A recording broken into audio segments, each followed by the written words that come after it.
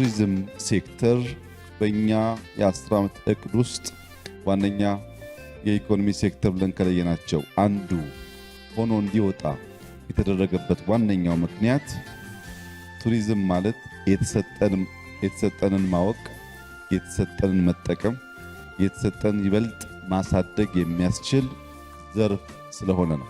በቱሪዝም ዘርፍ ውስጥ ጎልቶ የሚታወቁና የሚያስፈልጉ 5 ዋና ዋና ነገሮች አሉ። አንደኛው ታሪክና ቅርስ ነው።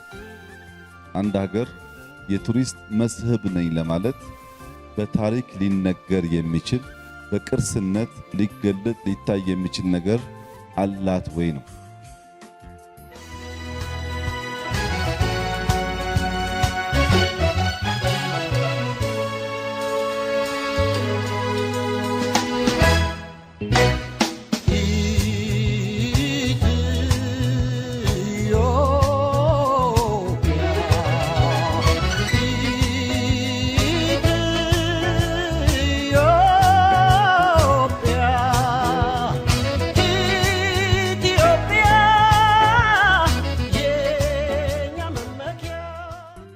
የዚህ አዲስ አበባን አፍርሶ የመስራት መልሶ መገንባት የማጽዳት ስራ ዋነኛ ዓላማው ለሕዝባችን ከዓመታት በፊት የገባነው ቃል አለ። አዲስ አበባን እንደ ስሟ አዲስ እናደርጋለን፣ እንደ ስሟ አበባ እናደርጋለን፣ ለነዋሪዎቿ ምቹ እናደርጋለን ያልነው ቃል ዝም ብሎ ንግግር ሳይሆን በተግባር የሚተረጎም መሆን አለበት። ያ ደግሞ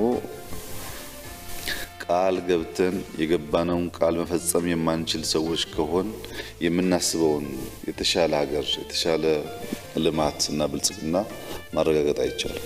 ዋነኛ ዓላማው ለሕዝባችን ቃል ገብተናል፣ ከተማችንን መቀየር አለብን። አዲስ አበባ ቢያንስ በአፍሪካ በከፍተኛ ደረጃ ከሚጠቀሱ ሻል ያለ ካፒታል ሲቲዎች ውስጥ አንዷ መሆን አለባት።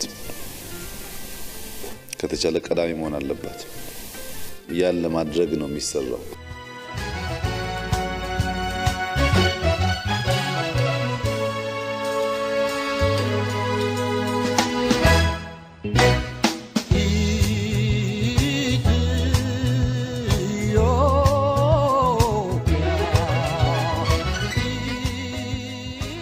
ቦታው በጣም ነው የሚያምረው። እንግዲህ ብዙ ጊዜ አዲስ አበባ ውስጥ የህፃናት መጫወቻ የለም። እንደዚህ ግሪን ኤሪያ ያለበት ብዙ አላየንም። ኢንዶር ናቸው በአብዛኛው። ይሄ ግን በቃ ግሪንነቱ ምናምን መጫወቻው፣ ፍሪደሙ፣ ልጆች እንዲሯሯጡ እንዲወጡ፣ ጥንካሬም እነሱ መውጣት እንዲችሉ ስላደረጉ በጣም ደስ የሚል ነው። በጣም ደስታ ተሰምቶኛል። ለዛም ነው የመጣሁት ለማየት። በጣም ደስታ ተሰምቶኛል። ደስ የሚል ፓርክ ነው። እናመሰግናለን ደርታቢ። በጣም ደስ ይላል። ልጆች ትራምፖሊ አለ፣ ምን አለ፣ ጅዋጅዋ አለ። በቃ ልጆች ይጫወታሉ፣ ይዝናናሉ። በጣም ደስ የሚል ፓርክ ነው። እኛም እዚህ ለመጫወት ነው የመጣ ነው። በፊት እንግዲህ ይህን ቦታ ስናውቀው የማይሆን ሰፈር ነበር ረጅም ሰዓት።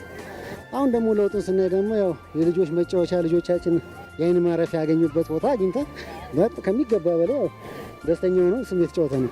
እዚህ ባየሁት ነገር እጅግ በጣም ደስ ብሎኛል።